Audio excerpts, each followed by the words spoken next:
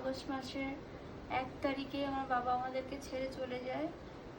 তো আজকে হলো গিয়ে 3 তারিখ। তো আজকে তোমাদেরকে আমি জানাতে আসলাম। বুঝতেই পারছো আমাদের মন মানসিকতা একটু ভালো ছিল না। এর আগেও আমি তোমাদের আপডেট দেওয়ার জন্য ভিডিও করেছিলাম, কিন্তু আমার সেরকম ভিডিও মানে আমি যে আপলোড করব আমার সেই মন মানসিকতা একটুও ছিল না। আমরা পুরো ভেঙে পড়েছিলাম, কারণ ডাক্তার আমাদেরকে পুরো আশা মানে ছেড়ে দিতে বলেছিল যতদিন থাকবে এখানেই থাকবে, মানে ফেরার চান্স নেই বাড়িতে। তো সব কিছু তো আর মাকে জানাচ্ছিলাম না, যেহেতু আমার মাও অসুস্থ হয়ে পড়বে, মার কাছে সব কিছুই আমরা লুকিয়ে রেখেছিলাম। কিন্তু বাবা ঠিক মারা যাওয়ার একদিন আগেই মাকে আমরা সবটাই জানাই। আমরা জানতাম না আমার বাবা চলে যাবে, একটু ভাবিনি যে এত তাড়াতাড়ি যাবে। মানে এমনি জানিয়েছিলাম যে মা এরকম এরকম ব্যাপার, মানে আমার দাদা বলেছিল শক্ত রাখো নিজেকে। তারপরেই মানে আমি ভিডিও করেছিলাম তোমাদেরকে যে আমি যাব, মানে বাবা কেমন আছে সেই আপডেট দিচ্ছিলাম তোমাদেরকে, কিন্তু আমি সেই ভিডিও ছাড়তে পারিনি। আমার মনে সাহস হয়নি, মানে পাচ্ছিলাম না, আমি সেরকম প্রিপেয়ার হতেই পারছিলাম না যে ভিডিও করে পোস্ট করব কি করব, কিচ্ছু করতে পারছিলাম না।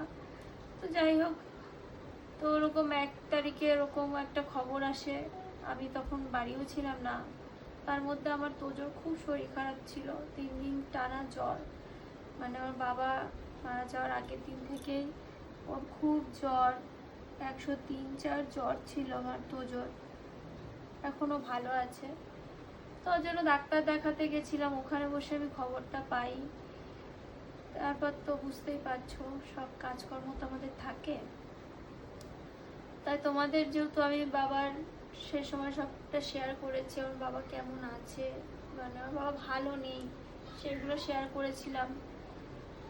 তাই তোমাদের এইটাই আপডেট দিতে আসলাম যে আমার বাবা আর নেই। তোমরা আমাকে হোয়াটসঅ্যাপে, মানে আমার যে বন্ধু বান্ধব, আমার যে নিজেরা লোক আছো, তারপরে সোশ্যাল মিডিয়া দিয়ে যারা আছো তারা ফোন করছো। মানে আমার দাদার হয়তো একটা কোনো পোস্ট দেখে আমাকে ফোন করছো।